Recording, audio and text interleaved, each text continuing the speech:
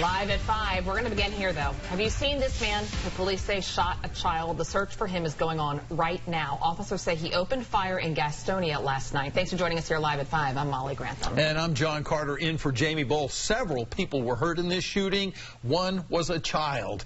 Police want your help in finding the shooter, but say you should consider him dangerous. Now, we've mapped out where this started. Gastonia police responded to a call at a home on Grier Street that's just down the street from Sherwood Elementary School.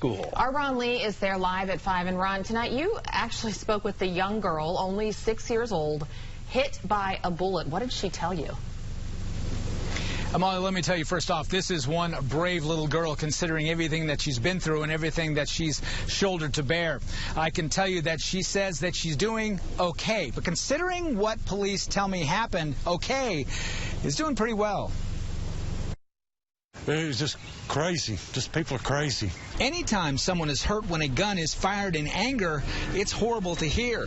But when a 6-year-old describes the moment she was shot, it can be simply heartbreaking. And I think the bullet came back and it hit me, and the bullet went in my cheek. Though this child's grandmother gave us permission to talk with this little girl and for her granddaughter to share what happened, WBTV has decided to conceal the child's identity because of her young age and the traumatic experience. To protect her even more, we're also not showing the bullet wound on her left cheek.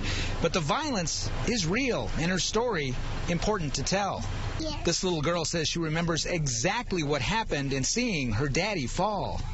I couldn't get inside in time, so he shot my daddy in the back. Family members tell me 35-year-old William White was hit by a flying bullet. He's currently in a Charlotte hospital with a punctured lung and liver problems. We just never expected it in a million years. Jonathan Robertson has lived in this Gaston County neighborhood for a decade. This morning he was out looking for bullet casings, as were crime scene investigators.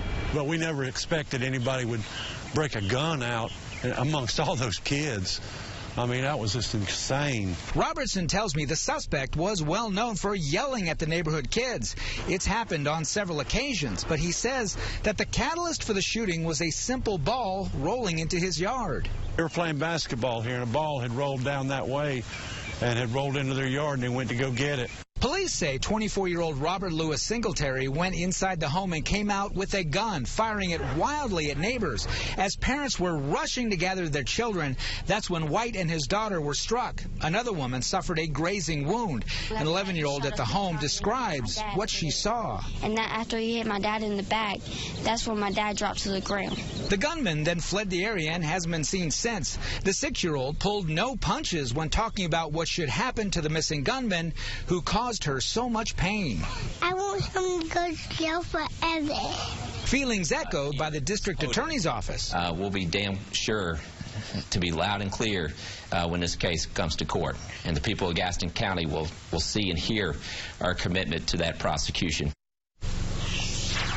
Now, police tell me this suspect in the case is armed, dangerous, and most likely very desperate to elude capture. If you know where this guy is, drop a dime on him, call police right away.